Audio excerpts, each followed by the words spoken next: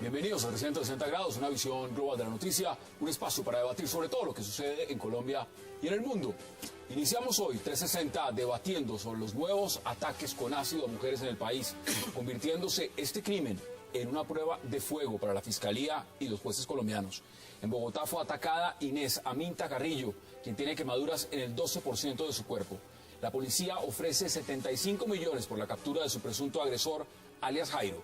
Y mientras esto sucede, ahora resulta que el atacante de Natalia Ponce podría no ir a prisión si se demuestra por parte de su defensa que es un enfermo mental. ¿Qué castigo debe darse a los agresores con ácido? Lo debatiremos hoy, aquí en 360. Y también hablaremos de la reunión entre los cancilleres de la UNASUR, representantes del gobierno de Nicolás Maduro y de la oposición para buscar darle solución a la crisis venezolana. El principal resultado del encuentro entre el chavismo y la Mesa de Unidad Nacional de la Oposición es hacer otra reunión, pero más pública, con testigos de buena fe. Para ese diálogo serían testigos los cancilleres de Colombia, Ecuador y Brasil. La reunión sería mañana o pasado. Debatiremos el tema y al cierre hablaremos de Bogotá, ciudad donde se proponen peajes en zonas de congestión, mientras sus fuerzas políticas hacen dinámicas coaliciones. En el Consejo de Bogotá, estudios sobre los cobros por congestión, con el que se busca instalar peajes urbanos en algunos puntos críticos de la ciudad. En materia de movilidad. Mientras esto ocurre, hay un controvertido encuentro entre el exalcalde Gustavo Petro, que se reúne con la candidata oficial del Polo, Clara López Obregón. No se sabe bien si para la terna a la alcaldía, apoyo a las presidenciales o elecciones atípicas. Hoy debate a Bogotá y no se muevan, que ya en segundos le damos la bienvenida a nuestros invitados.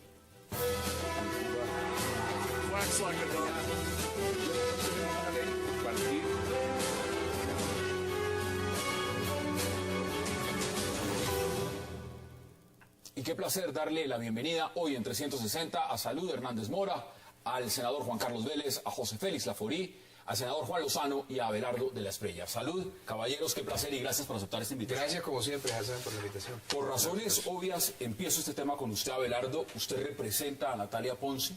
Jonathan Vega ya fue capturado. Sin embargo, después de todo el proceso que hemos visto, siguen los ataques con ácido.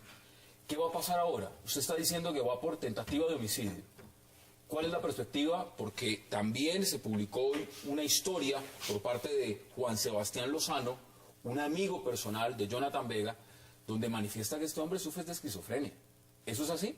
Bueno, Hassan, lo primero que hay que decir es que este crimen es más terrible que un asesinato, que una violación, que un desplazamiento, que un secuestro, porque es un crimen que condena a la persona que lo padece a perder su propia identidad, a mirarse al espejo y no reconocerse. No me cabe en la cabeza algo más monstruoso.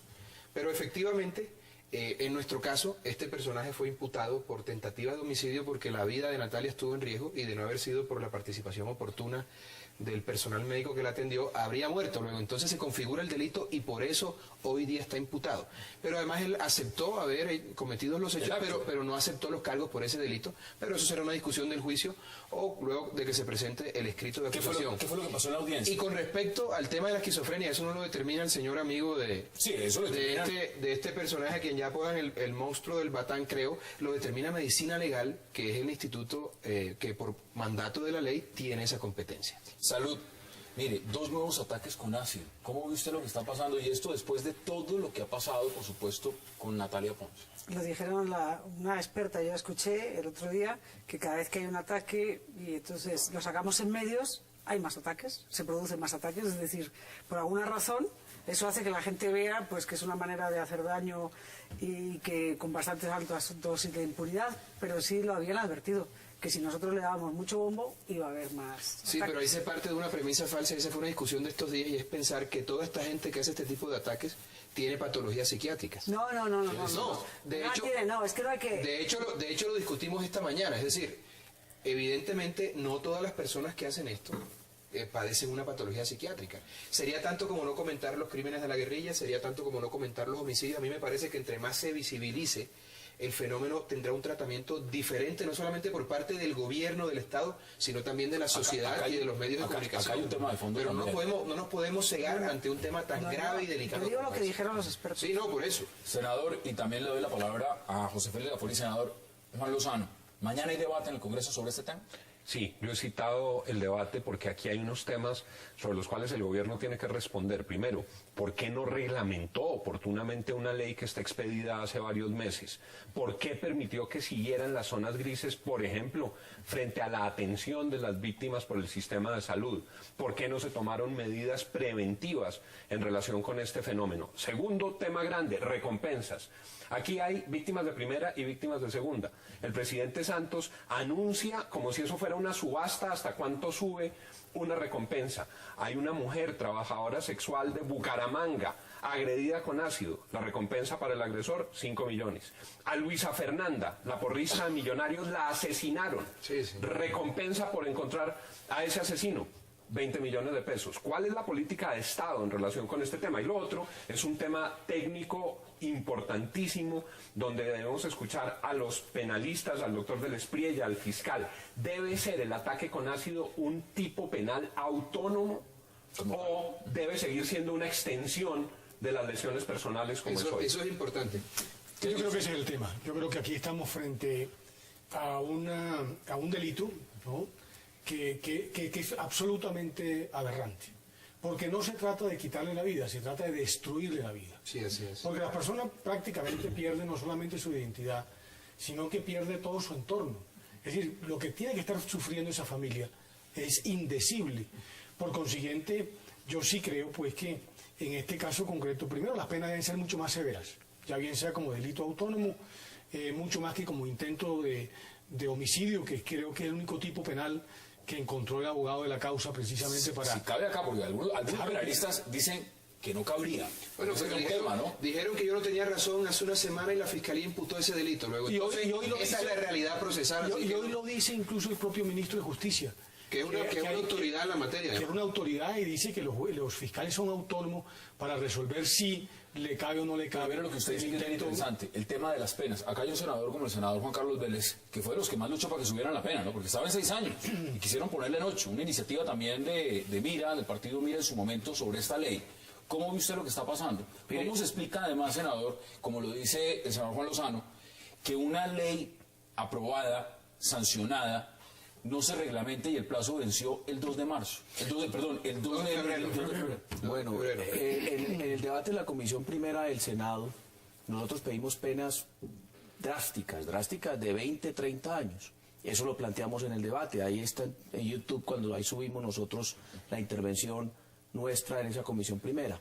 Lamentablemente, hay algunos que dicen que debe haber una sola política criminal, que nosotros no podemos legislar de acuerdo a lo que digan los medios de comunicación, que hay que tener una gradación de las penas, que no pueden ser exageradas, que porque hay mucho hacinamiento también en las cárceles, salgan mil excusas y por eso entonces la pena que hoy existe es apenas de 8 años.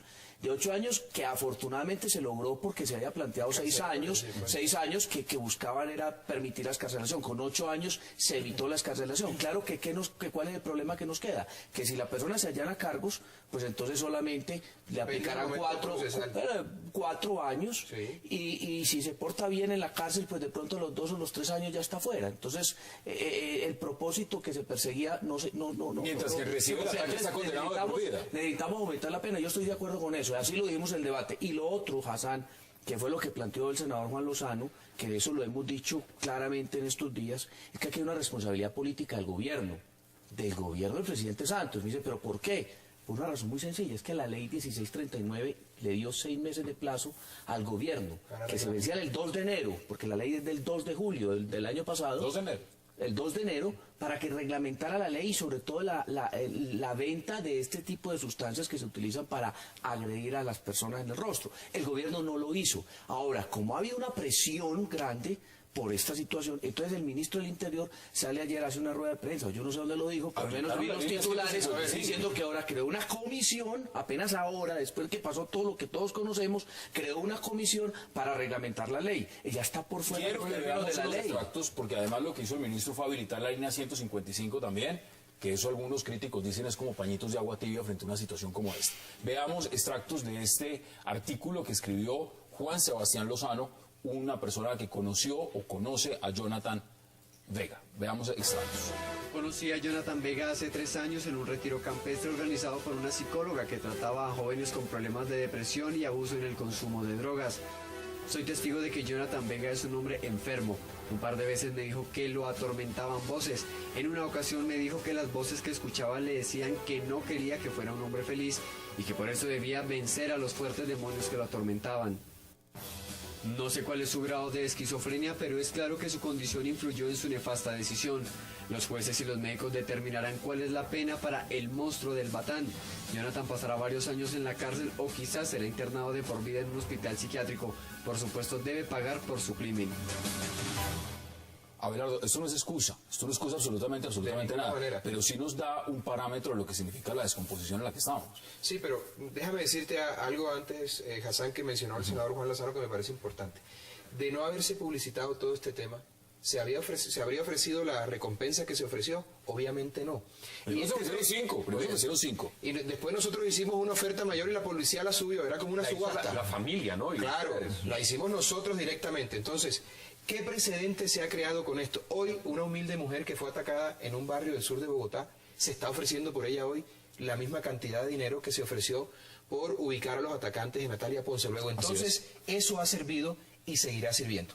Pero además de eso le quiero decir, una persona que actúa como actuó Jonathan Vega, ideando todo un plan, diseñándolo, comprando desde diciembre el ácido, guardando, acechando incluso a otra amiga de Natalia que estuvo a punto de ser víctima. O sea, pueden ser 2 personas. Es que iban a ser 2 personas. Afortunadamente la captura evitó que fueran 2 personas. Toda esa ideación del plan criminal nos muestra a nosotros que es una persona que actuó en pleno uso de sus facultades mentales. Una persona que es esquizoide no puede tener la posibilidad de definir ese tipo de pasos de la manera en que este señor lo definió. Y eso lo dije el lunes y todo el mundo salió a decir, pero es que De las Prillas no es psiquiatra. Hoy lo dijo algunos de los miembros de la Academia Colombiana de Psiquiatría. Entonces, hay que tener claro que este señor actuó llevado por el odio, llevado por una obsesión, pero de ninguna manera enajenado o por fuera de sus facultades mentales. Luego, entonces, debe caer sobre él todo el peso de la ley. Pero además te digo, suponiendo que sea declarado inimputable, que tenga una esquizofrenia, él no va a la calle. Puede haber una medida de aseguramiento consistente en una internación en un lugar, en una clínica psiquiátrica de hasta 20 años. Entonces yo no sé qué es peor, si estar en una clínica psiquiátrica 20 años recibiendo medicación o 35 en la cárcel. Vale la pena analizar eso también, pero a la calle no se va. A la calle no va. Yo, como siempre, mientras estamos los medios ahí encima, pues, y estamos en campaña electoral. No, y estamos en campaña electoral. Es decir, a mí me parece vergonzosa la actitud del gobierno. A mí vomitaba el otro día viendo al presidente tomar... No, ¿por qué? Porque con otros casos que han ocurrido años atrás, no les ha importado un pimiento. Esto ha tenido la suerte, por decir algo. Todas estas víctimas de ahora y de las pasadas, porque ahora van a actuar, que se ha conjugado el que sea. Campaña electoral, punto número 1. Campaña electoral, punto número 2. Campaña electoral número 3. Y cuarto, que es una niña de estrato alto. No lo confundamos. Es decir, también los medios somos a veces iguales. Una niña que bonita, de estrato alto, vende más que una no bonita, de estrato bajo. Eso es así. Y eso genera las declaraciones, la recompensa. No, es que como el presidente debería tener un poco, ellos que hablan de inequidad, es que eso es inequidad. Es decir, es que es una vergüenza. Es que un presidente no puede ponerse al frente de la manifestación. ¿Qué tal el ministro de Defensa dando el parte de que habían detenido al señor? Pero ¿cuándo lo ha hecho con otra niña de cualquiera de las que son de estrato bajo? Es que a mí, ya te digo, yo el otro día estaba espantada, digo, pero no tiene vergüenza, no tiene pudor. No, es que es descarado. Ahora, ¿cuál es la ventaja? Vale, perfecto, estamos en campaña, hay que aprovechar la campaña. Es decir, hay que aprovecharla. Todo esto hay que hacerlo antes del Mundial. Porque lo que no saquemos adelante antes del Mundial, ya no lo sacamos adelante. Porque ya lo dijeron. En el 2012, esta ley, te recuerdo, esta ley se produjo por una serie de actos de estos que pasaron varios, no fue un caso nada más, fueron varios casos juntos, hubo un escandalito mediático, escribimos unos cuantos de ese tema. Fue el Congreso. Y fue, por eso no, primero fue en Bogotá una de Mira y después fue la senadora de Mira, las dos que impulsaron esa ley. Pero como eso dio hasta donde dio, hasta que se puso encima de la mesa el presidente, y como ya estábamos en otra película, ya no les importó. Ahora el presidente hay que acogerle bien cogido para que haga las cosas como Dios manda, y también para que esos 75 millones, yo estoy absolutamente en contra de todas esas de todas esas recompensas. Tengo que ir a una pausa. Pues que los 75 millones, en lugar de dárselos, que la policía haga su trabajo y que se los den a las niñas para que se recuperen.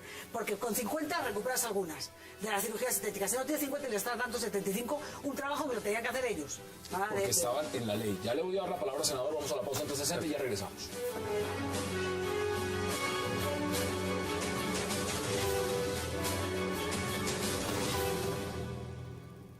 Indignación nacional que causa una agresión con ácido, el gobierno anunció de nuevo medidas para tratar de contrarrestarlo y reglamentar por fin la ley que aumenta las penas para quienes cometan este delito e incluye algunos beneficios para las víctimas. Pero tal vez lo más complejo de reglamentar sea la regulación en la venta de este tipo de productos, propuesta que también está concebida en la ley. Inicialmente haya un registro de compradores para controlar la venta al menudeo de este tipo de sustancias. Y el siguiente punto es la regulación de la comercialización. La trazabilidad del producto podría determinar ese producto que se compra, para qué se utiliza y por quién se utiliza. La identificación plena del comprador es básicamente de lo que se trata este registro, pero según el ministro del Interior existen más de 10.000 sustancias químicas con las que se puede hacer daño a otra persona, incluyendo muchos productos domésticos. Esto también podría pensarse que se puede salir de las manos, pero hay establecimientos que están dedicados, y lo que se puede mirar en el histórico de estos delitos es que el agresor va a ciertas ferreterías a comprarlos con nombre propio y no los compran así como por botellas. En los últimos 10 años se estudian 923 demandas interpuestas ante la Fiscalía por ataques de este estilo. Regresamos a 360, vamos a concluir. Senador, ¿quiénes están citados mañana en el Congreso? ¿Ministro de Salud? Ministro de Salud, Ministerio de Defensa, de Justicia, Fiscalía General de la Nación. Va a asistir el señor vicefiscal, el doctor Del Espriella en su condición de abogado de las víctimas. Y lo que esperamos es una claridad sobre estos temas que mencionaba y sobre lo que al final de esta nota refieren. Hay cerca de 1.000 casos y hay 4 condenas. ¿Qué le pasó? 4 condenas.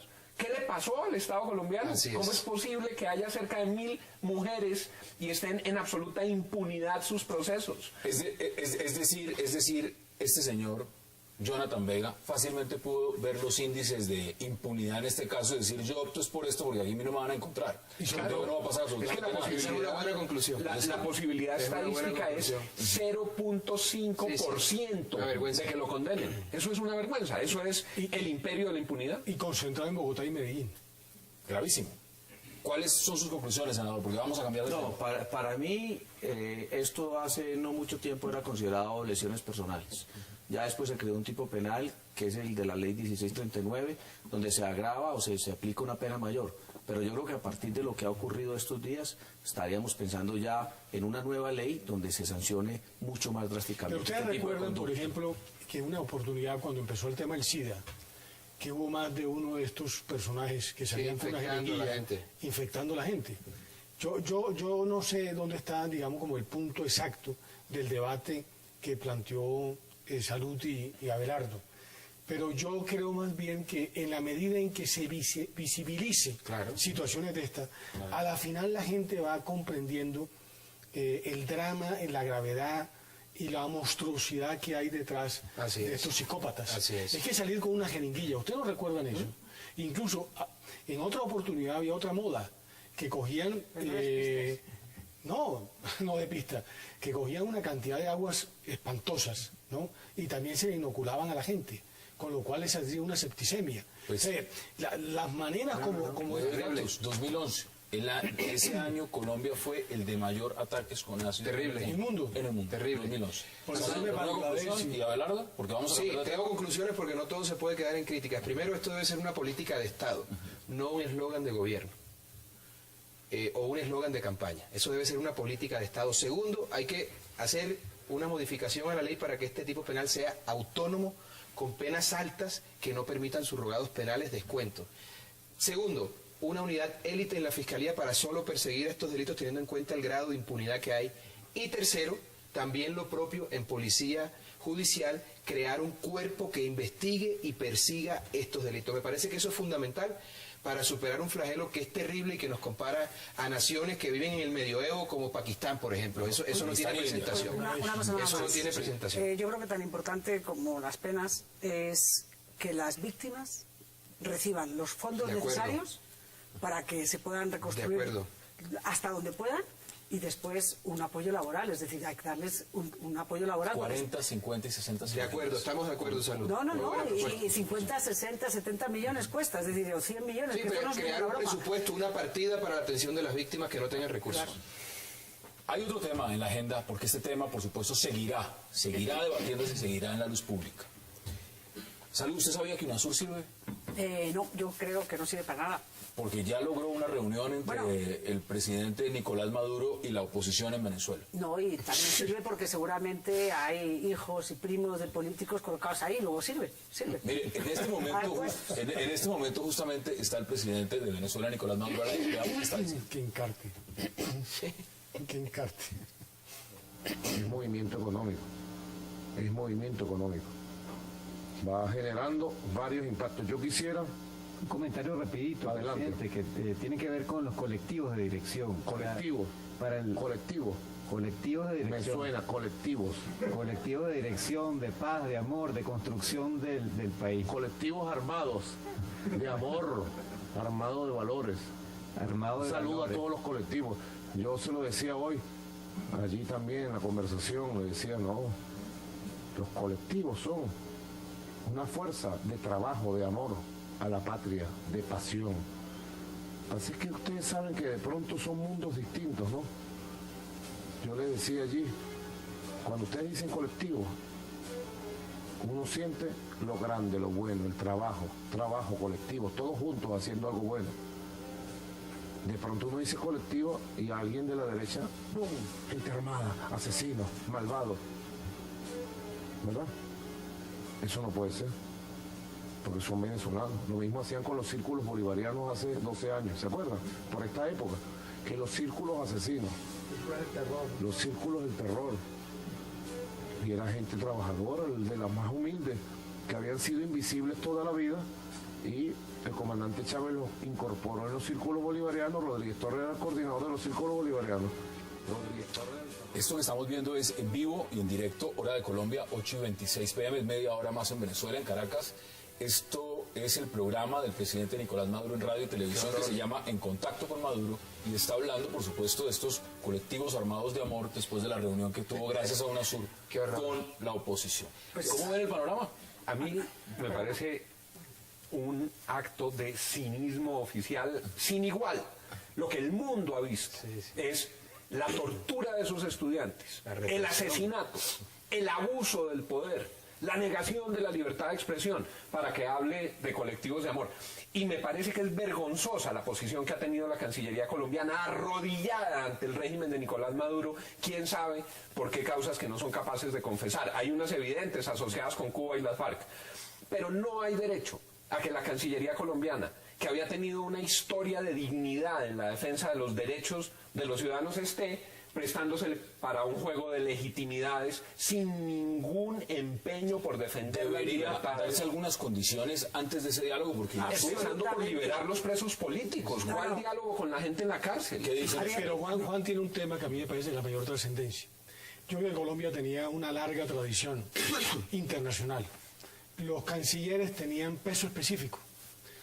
Y la Cancillería colombiana, que probablemente puede no ser como la Cancillería brasilera, tenía que entender hacia dónde iba el hemisferio cuando empezó el desmonte, entre otras cosas con el desafortunado nombramiento de Insulza, que es un insulso en la OEA.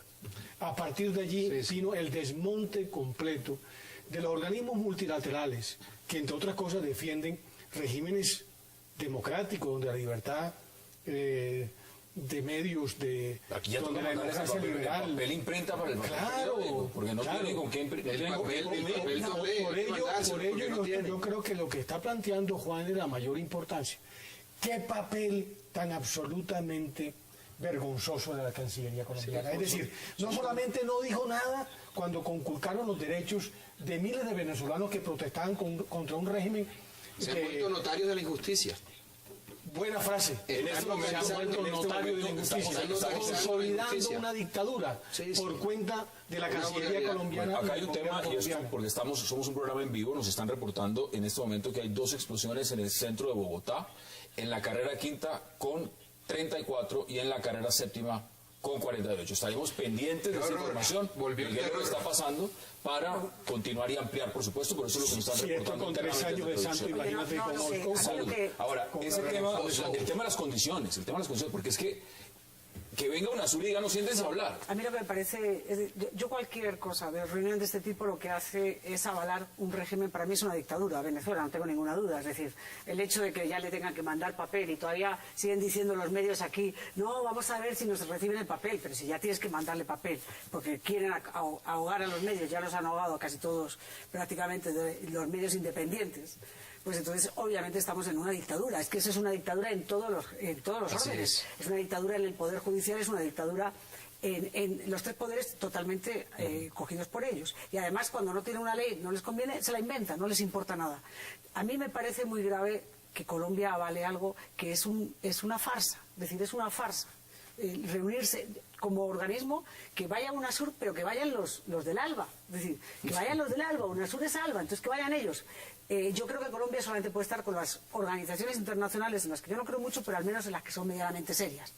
Pero desde luego UNASUR me parece un invento. Yo estoy de acuerdo con el tema de UNASUR. Yo fui tal vez el único senador, no sé, que votó en contra de la creación de UNASUR. Yo fui el único voto negativo. No me gusta UNASUR, me parece que es un organismo, primero, que pretende competirle a la OEA, acabar con la OEA, y segundo, manejado por Chávez en su momento y por otros amigos de Chávez. Una reunión que fija otra reunión para mañana. ¿Pero reunión de qué? A mí me parece una comisión. Luego una comisión. Ya está dando algún fruto. No, pero mire, hay otra cosa. Más que la OEA, por lo menos. Hay otra cosa que sucedió esta semana que me dejó muy sorprendido, y es que ¿cómo es posible que haya esa presión contra los periódicos venezolanos, que todavía no se haya podido utilizar el periódico que le enviaron los diarios colombianos a los diarios venezolanos, y haya diarios y periódicos colombianos publicándole artículos a Maduro?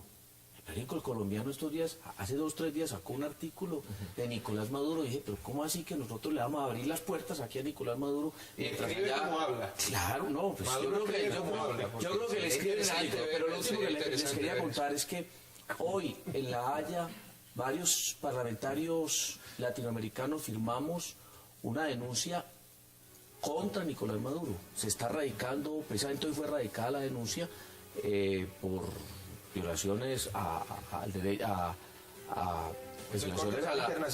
la Corte Penal Internacional. Es decir, le presentamos una denuncia hoy. Tengo que ir a una pausa, sobre todo a la oposición. Tengo que ir a una pausa de la palabra, pero mire lo que está pasando, porque Nicolás Maduro está diciendo el día de hoy que el 95% de las muertes en Venezuela son responsabilidad de la oposición. Claro. De la oposición. Típico de los dictadores. Eso está diciendo. Típico de las dictaduras. No es culpa del gobierno, no es culpa, es de la oposición. Vamos a la pausa en 360 y le doy la palabra.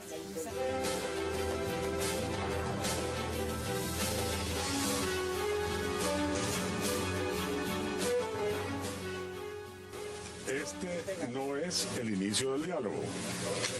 Esta es una reunión exploratoria en la cual venimos a ver, por invitación de los cancilleres sudamericanos, si hay condiciones para que el diálogo se produzca. Vamos a conversar acerca de la agenda que hemos planteado, de la agenda que plantea el gobierno nacional. Vamos a hablar acerca del tercero de buena fe, que debe ser mutuamente convenido. Y vamos a hablar entonces de, si esas condiciones están dadas, de posibles fechas y lugares y horas para la reunión. Espero que a la salida podamos hablar de nuevo y les tenga nuevas noticias. Regresamos a 360, el señor Aveledo de la oposición. Mientras tanto, Leopoldo López y alcaldes de la oposición encarcelados y María Corina Machado destituida prácticamente. A mí me desconcierta la inocencia de la oposición venezolana. ¿Cómo asisten a semejante farsa, a validar ese entuerto? Es tanto como el marido que le pega a la esposa y lleva que arregle el problema a casa de él, a casa de la madre. O sea, ahí no hay garantías de ninguna clase. Eso todo es una farsa. No, pero eso le estaba hablando UNASUR. No, eso no tiene presentación. UNASUR es una organización que se creó para, digamos, proteger los intereses de la izquierda radical, y eso es lo que han hecho de manera consuetudinaria. Pero además de eso y al margen, yo me pregunto, ¿qué está pagando el pueblo venezolano para soportar un personaje del Paleolítico inferior como Nicolás Maduro? Es una cosa que uno dice, pero ¿qué está pagando ese pobre pueblo? ¿Para dónde va eso? Eso va a terminar mal, ¿eh? Eso no tiene salida, porque esa gente se va a radicalizar y se quieren quedar con el poder a sangre y fuego. Yo estuve haciendo una nota hace poco en San Cristóbal, en Táchira, que San Cristóbal porque es como decían, la ciudad rebelde, la más radical. Y yo no le veo salida. Yo no le veo salida porque, por ejemplo, una noche me tocó ver, había una barricada en una calle y parte de los vecinos de esa calle llamaron a la policía solamente iba a quitar la barricada si les apoyaban vecinos. Entonces estaban en un lado los vecinos que apoyaban que quitaran y los otros, la oposición, estaba enfrente con cacerolas y dando cacerolas. Y era una tensión, es decir, es un odio. Para mí lo peor que hizo Chávez, lo peor de todas las barbaridades que hizo semejante personaje, que Dios lo tenga donde lo tenga, da igual, pero bien está por allá afuera. Lo peor que hizo fue crear una división casi irreconciliable. Para mí eso es lo peor, el mayor delito que ha cometido Chávez. Estoy de acuerdo contigo. La polarización. Es un odio, pero es que no es polarización, es un odio. Sí, se odia la mitad con la otra mitad. Es muy difícil de restañar. Pero además un odio por una razón elemental. Porque es que Chávez primero armó una parte de esas milicias que sí están actuando de la mano de lo que hoy es un régimen. Están torturando a los estudiantes y están diciendo ahora que el 95% es responsable de la oposición. Y segundo, como en la época de los romanos, circo y pan, terminó dándoles a unos y quitándoles a los otros, en el mismo barrio. Y por supuesto nadie es capaz de salirse de la fila donde recibe el gobierno, porque automáticamente se queda sin esa protección. Sin el pan y sin el circo. Si usted formara parte de la oposición en Venezuela en este momento, de eso lo que queda de la Mesa de Unidad Nacional, ¿usted se hubiera ido a hablar con el gobierno de Nicolás Maduro teniendo a Leopoldo López preso, alcaldes presos, a María Corina Machado y varios estudiantes torturados? Por supuesto que no, y por eso mencionaba que una condición debería ser la liberación de los presos políticos, porque eso además tiene otro ingrediente. Leopoldo López le habría podido ganar la presidencia a Nicolás Maduro, y si a Leopoldo López no lo hubieran inhabilitado, probablemente sería el presidente de Venezuela, además de las trampas que nunca pudieron dilucidar. A Leopoldo López se le vencía la inhabilidad en los siguientes 4 meses. Leopoldo López quedaba habilitado como el gran líder de la oposición venezolana y acompañado por María Corina. Vaya paradoja, les están dividiendo la oposición, un grupo de la oposición está legitimando los diálogos que plantea Maduro y vuelven a quedar en manos de Capriles, que ha estado bastante bajito de nota, bastante bajito de punto, que ha ido a las concentraciones y no se sube a la tarima. Capriles, por supuesto, que tuvo un gran coraje, pero en estos episodios Capriles quedó por debajo del coraje y del arrojo y de la valentía y del patriotismo de Leopoldo López y María Corina. Pero por supuesto que no deberían aceptar. Yo tengo una impresión. Es que a mí no me suena, Juan, que los gobernadores que se han prestado para esa farsa no hayan sido desde el primer momento identificados. Porque el entuerto que tienen que tener 3 cancilleres de llegar supuestamente a abrir un espacio de negociación con un gobierno de esta naturaleza, porque ya sabemos cómo es el régimen. Lo dijo ahora Salud, es que siguen prácticamente lo que es el protocolo en Cuba, van a la radicalización plena. En consecuencia, unos cancilleres allí, si antes no habían identificado a estos gobernadores que se están prestando, como bien lo dice Juan, para legitimar a un gobierno, no hubiera abierto la posibilidad de la mediación. Son sus conclusiones, porque vamos a cambiar de tema sobre eso que está pasando en Venezuela y si esto tiene futuro, porque ya acaban de decir que hay una reunión sobre otra reunión y posiblemente otra reunión. Hay la oposición está claramente dividida, es decir, la posición de Capriles es que hay que dialogar, que no se puede radicalizar tanto porque tú te tienes que ganar a los chavistas si quieres un día, aparte del chavismo, si quieres un día llegar al poder. Esa, digamos, es una parte de los que están en esta reunión. Y luego está la parte de los otros, de María Corina y Leopoldo López, que es pues que no se puede dialogar mientras no hay unas condiciones previas mínimas. Entonces, esa división es mala para la oposición. Pero bueno, son dos tesis. Capriles no es que esté sometido a Chávez, digo a Maduro, sino que piensa que esa es la vía para más adelante conquistar el poder, ganarse a unos chavistas. Yo lo veo. Conclusiones, brevemente. Lo que tiene que ver con Colombia, espero por supuesto que el pueblo venezolano pueda salir de esto, pero lo veo muy lejano por las complicaciones que hay y la radicalización que viene. Pero lo que tiene que ver con Colombia, el gobierno colombiano no puede seguir notarizando las barbaridades que se hacen en Venezuela. El gobierno colombiano tiene que sentar Por eso es que el su presidente voz de Nicolás protesta. Maduro dijo, no se metan en los asuntos pero internos de eso Venezuela. es una vergüenza, pero llaman a la canciller que se presta para esa farsa a servir de mediadora en un asunto que evidentemente, como lo dice José Félix Laforía, estaba montado ya. Esos 3 cancilleres no aparecieron por arte de magia, eso estaba cuadrado ya y eso es una encerrona.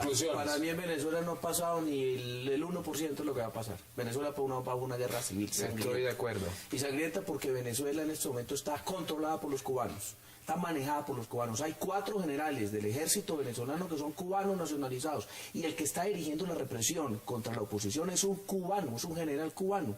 Además, Venezuela es hoy una colonia de Cuba, le está entregando, regalando, a pesar de la pobreza y la crisis que hay, $4.000 millones al año. El petróleo. 13.000 millones de dólares. Tiene miles de cubanos en este momento tratando de concientizar a los venezolanos que el mejor camino es el socialismo del siglo XXI. Entonces va a una guerra civil porque la idea de Maduro es consolidar el poder cubano. Acuérdense que Maduro fue entrenado y capacitado y preparado en Cuba. Y ungido en Cuba. ¿Entrenado y capacitado en qué? Hay que, yo no sé, imagínense. No creo que tenga capacidad de nada. Es más, la cosa no es es sujeto de derecho. Pero la cosa es que los venezolanos, la única forma de sacar a Maduro del poder va a ser a través de una guerra civil. No, pero es una guerra, es una locura. De lo contrario, a través de la democracia no lo van a lograr.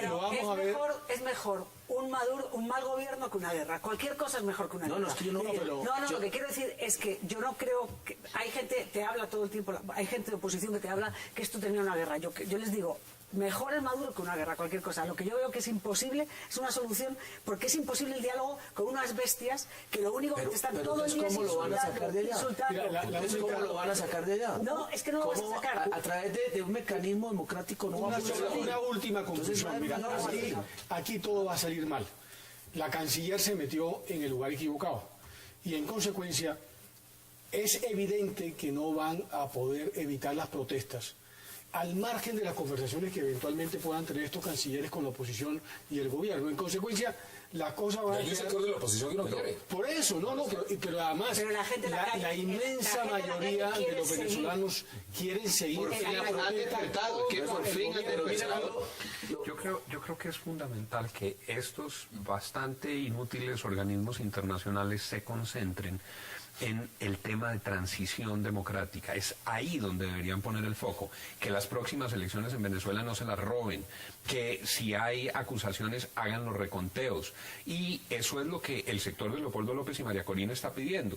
Busquemos unas condiciones para poder establecer cuál es la voluntad real, no la voluntad tramposa, no la voluntad del escrutinio del pueblo venezolano, para saber si el pueblo venezolano quiere que siga el chavismo o quiere. Una cosa muy puntual, si no es el camino de la guerra civil, el otro que uno ve en el horizonte es el golpe de Estado. Golpe de Estado de militares que acuérdense que estos días capturaron a 3 generales que estaban... Sí, pero va a salir mal en todo caso. Eso sale mal. Eso sale mal. El problema es que tal corrupción y vivir allí es insoportable. Yo estaría en las barricadas todo el día. Es que la gente no sabe lo que es salir por la mañana y para cualquier cosa una fila. Y cuando llegas después de varias horas no hay lo que tú necesitas. Pero es que necesitas cualquier... Es que no es cualquier pendeja. No, es que es horrible en el día a día. Que te insulten a toda hora. Que a toda hora tú no sabes. Abres tu tienda y no sabes a qué hora te van a venir a cerrar porque les da la gana. Que tú tengas cualquier empresita te la acaban. Que tengas una inseguridad de todo orden, inseguridad en las calles, inseguridad jurídica, inseguridad para hablar, no sabes, es decir, es un régimen dictatorial brutal y además con una corrupción. Es más, yo creo que al lado de la colombiana nosotros somos nada al lado de la corrupción brutal del régimen chavista. Es asqueroso. Digo chavista porque ¿sabes en qué lo educaron? En ser lacayo. La oposición está pidiendo 3 cosas. Era un lacayo. Y Chávez escogió el lacayo. La oposición está pidiendo 3 cosas. Primero, que quienes han sido apresados paguen la libertad. Es lo mínimo que pueden hacer, liberar a los Segundo, presos una políticos. comisión de la verdad que realmente haga una revisión real de los hechos independientes sobre el tema en particular para identificarlo. Y tercero, que desmonten el paramilitarismo que montaron allá, que es lo que tiene amedrentado y es lo que ha asesinado buena parte de los estudiantes. Una frase final. Tal vez lo único peor que Maduro en trance de represión es Diosdado después de un golpe militar en trance de represión, reincorporado al ejército. Lo acaban de reincorporar hace 15 días como oficial activo del ejército venezolano. Ese es el panorama. Vamos a la pausa en 360 porque de regreso vamos a hablar de unos coqueteos de la izquierda en Bogotá. Ya regresamos.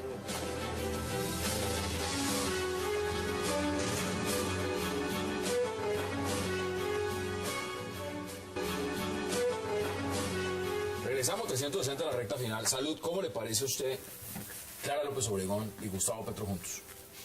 Pues, bueno, no sé cómo decirte. Todo es que la política hace extraños... No, es dinámica, es dinámica. La política es dinámica, hace extraños compañeros de cama, cualquier cosa. El doctor de las Pillas tiene una frase para eso. ¿Qué quieres que te diga? No, yo hice un artículo, pero no sobre... Hice un artículo sobre Vargas Lleras y sobre Santos que se llamaba Cucarachos del mismo calabazo. Puede aplicar en este caso también. A ver, hay unas presidenciales. ¿Sabes el problema? El problema ya, Bogotá ya es una broma, porque es que estaban diciendo hoy que si ahora resulta que el Consejo de Estado, como no es en sala plena, sino es en una sala, que de pronto le devuelven a Petro la alcaldía. Entonces se devuelve la alcaldía y entonces volvemos otra vez a la revocatoria. Entonces estamos todo el día los 35.000 millones para revocatoria, ahora no, ahora para las elecciones, ahora no, a la revocatoria. Es decir, esta ciudad se va ya más, no sé, al despeñadero, estamos ya despeñándonos y nos vamos a ir al fango. Pero es que... Pero en serio, digamos que esa alianza no tiene nada de extraño. Son dos personas de la izquierda, aunque yo debo reconocer que a mí me parece Clara López Obregón una mujer seria.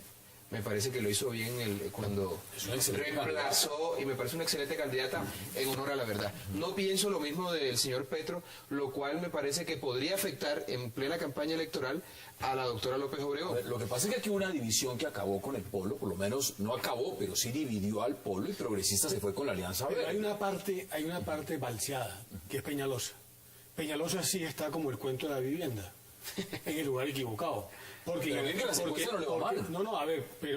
pero vamos a ver cómo le sigue yendo. Entre otras cosas porque es evidente que estos amores no a espaldas, en el fondo a quien terminan de sustraerle pues una parte de esa alianza que hicieron los verdes con el progresismo es precisamente a Peñalosa. O sea, yo no entiendo cómo Peñalosa se puede mantener en una coalición donde evidentemente la gente de izquierda no quiere estar con él. A ver, pero vamos por partes. Y se salió una gente de los verdes, ¿no? Si esto es en mira de unas presidenciales. Claro que entre los que salieron un apoyo de la izquierda, ¿cómo usted alianza? Por cuenta de la mermelada. Lo que a mí me resulta muy difícil de comprender es que el conjunto de los dirigentes más importantes de la izquierda colombiana, ante una oportunidad sin igual que tenían para alcanzar el poder, no hubieran encontrado unos mecanismos para definir reglas de juego, para ponerse de acuerdo en la presentación de un proyecto al país. Lo que ¿En esas elecciones? En esas elecciones, en todo este proceso, claro. ¿La izquierda por qué? Porque la izquierda enfrenta a un establecimiento dividido. Juan Manuel Santos ganó la presidencia con el apoyo y con los votos de Álvaro Uribe, y eso se dividió con los votos de la Fori, con los votos de la izquierda, que había tenido la realidad del polo democrático, perdió esa oportunidad, y tú los ves hoy deambulando por el espectro político. En un lado Clara Conaída, en otro lado Antonio Navarro, en otro lado Gustavo Petro. En el Congreso hay 8 senadores del polo y hay 4 tendencias entre los 8 senadores del polo. Eso es lo que muestra. Eso ha sido históricamente así. Sí. Bueno, lo que pasa es que en Colombia las vanidades pueden más que las conveniencias al final de cuentas, ¿no?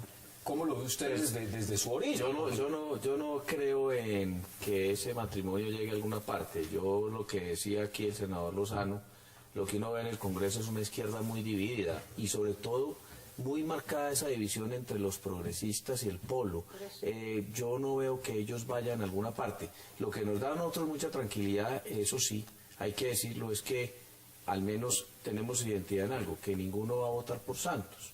Ellos iban a votar por Juan Manuel Santos en la segunda vuelta inicialmente, pero con todo lo que ha pasado, pues se pusieron de acuerdo, tanto el polo como los los progresistas uno de para los votar por matices Juan de lo Manuel que se Santos. señala en Entonces, eso sí están de es el acuerdo. siguiente: el acuerdo podría consistir, y esto lo revela la silla vacía, diciendo de la siguiente forma: que Clara López y Aida Bella apoyen la idea de la constituyente que ha propuesto Gustavo Petro, y a cambio, por supuesto, les apoyaría en su intención a la presidencia. Pero vamos a ver. Estamos hablando también de dos apoyos que caben en dos taxis. Y con el mayor respeto, porque al menos el Polo tiene una ideología, cosa que otros partidos no tienen, pero con el mayor respeto. Es decir, Aida, Clara López tienen las mismas posibilidades que yo de ganarme el concurso de Cartagena. Es decir, ninguna. Si te alías con Petro, pues de pronto ni siquiera pues vestimos a la reina. No sé. Pero es que no podemos hacer. Es una alianza de perdedores. Pues legítima. ¿Deberían entonces apoyar, por ejemplo, a Peñalosa? No, es que no, pero es que eso ya es de locos. Es decir, la política es de locos, porque es que a mí que no me cuentes. Pero no, yo no lo veo. No sé, si yo fuera no me preocuparía que hablen todo lo que les dé la gana, es decir, no me preocuparía, no me quitaría un minuto de mi tiempo, yo pensaría en otras cosas que creo que son rivales. Ellos no son rivales y tienen todo el derecho a reunirse a veces, y de todas maneras es incongruente, porque es que Petro no puede olvidar que Clara López finalmente fue secretaria de gobierno de Moreno. Es decir, y Petro lo que se pasó fue atacando y con toda la perdóname, Petro no ha dicho para qué quiere la constituyente. Ah, no, la constituyente, constituyente, perdona, pero es que los del Polo tienen que apoyar a la constituyente porque ellos apoyan. Sí, pero al margen de eso, yo creo que sí es necesaria una constituyente, pero para reformar a la justicia en profundidad, el sistema electoral. Eso se requiere, claro. Menciona AbelardoAlespiella, y yo estoy de acuerdo. Quiero decir que con esta primicia de la silla vacía, yo mañana las voy a llamar para decirles, yo les ayudo en la primera parte, que es la de la constituyente. ¿Pero para qué? Colombia sí requiere bloquear lo que está ocurriendo en el Congreso. Ni este Congreso que está terminando, ni el que se acaba de elegir, tiene la posibilidad de reformar la justicia. Ahí tengo el proyecto de ley. No, pero puede ser mejor. Puede ser mejor. ¿Sabe quién? Bueno, les comento algo. Dentro del Polo hay un senador, el más votado, el senador Jorge Enrique Robledo, que representa un sector que es el MUIR dentro del Polo.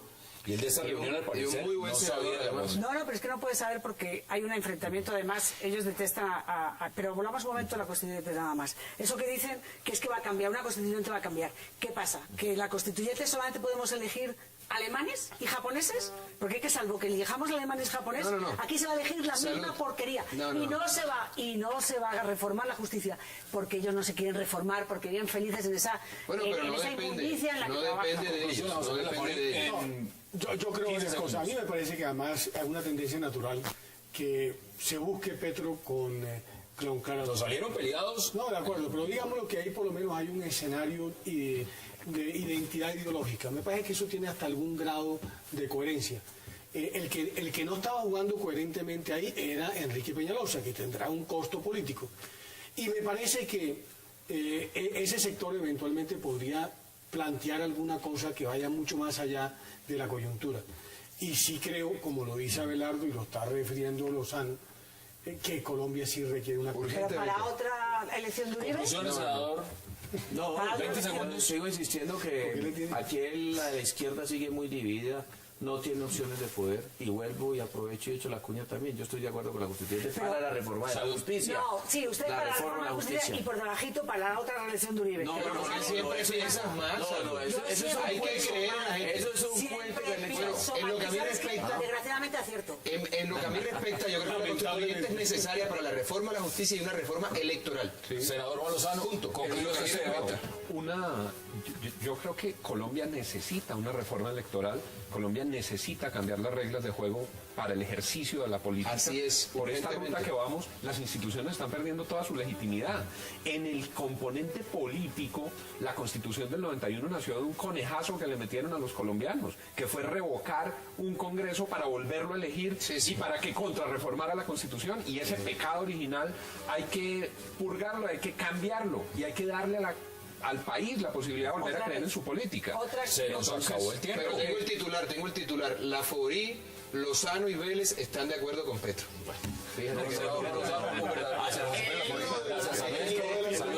Gracias, Abelardo Lefrey, un placer. Y senador Juan Carlos Vélez, gracias por la televisión. A ustedes gracias por acompañarnos. Repetición de este programa 11:30 de la noche. Recuerden, mañana la cita a la misma hora, 8 p.m., para seguir debatiendo toda la agenda política de Colombia y del mundo. Gracias por acompañarnos.